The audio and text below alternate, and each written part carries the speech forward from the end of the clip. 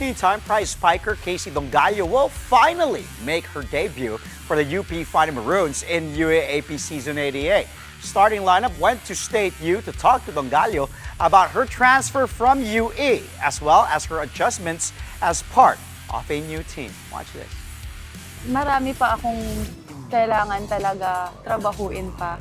Kasi isa din, nangihinayang din talaga ako kasi syempre, knowing the team, may papakita pa sana kami.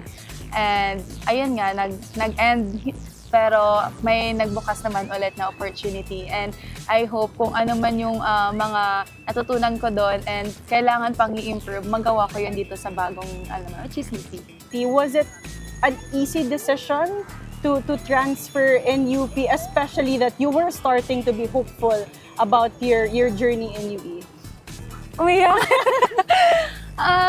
Sobrang hirap po. Kasi ano pa yun during our preseason, ano pa yun, nung shakies. Tapos parang nalalaman namin na baka may changes nga, ganito, ganyan. So it was really hard kasi the team was really doing well ate. And andun kami yung eagerness namin na kung ano man yung rank namin nung last season, we wanted to be like higher pa.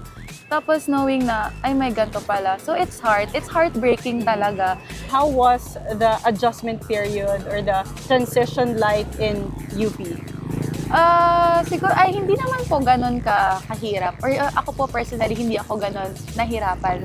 Kasi yung players po or yung teammates ko ngayon sa UP, they're so welcoming talaga. They don't put boundaries na, you're from ganito, ganyan. So, kailangan may boundary ka sa amin. Hindi po Ayan sila Ate Ninya, ayan sila Ate Ira. Sobrang welcoming nila na parang kung alam nilang bago ka, hinihila ka talaga nila, papalapit sa kanila. Yung first, pag-start ko talaga sa UP, sabi ko, parang hindi pa ako ready. At totoo yun. Hindi mo ready mag-let go? Yes, hindi talaga ako makamove on sa UE. Tapos na nagsuot na ako ng jersey ng UP ko, ay, shucks, ito na talaga. Tapos mag-pre-season pa kami sa Davao.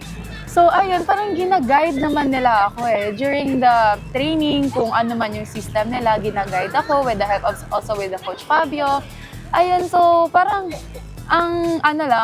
yung flow namin is sobrang smooth kasi lahat din kami talaga gina-guide ng mga ates, pati sila Ate Joanne, yung captain po namin, gina-guide talaga. And hindi lang naman yung seniors, pati rin yung mga sophomore, ganon, sila Bien, sila Jazz, sila din po yung talagang isang naging big part din kung okay yung stay namin sa UP. Kasi sila po yung parang naging core din namin nila. Ayun, sila Jenna, Umayang, naging core namin sa team. Ayun.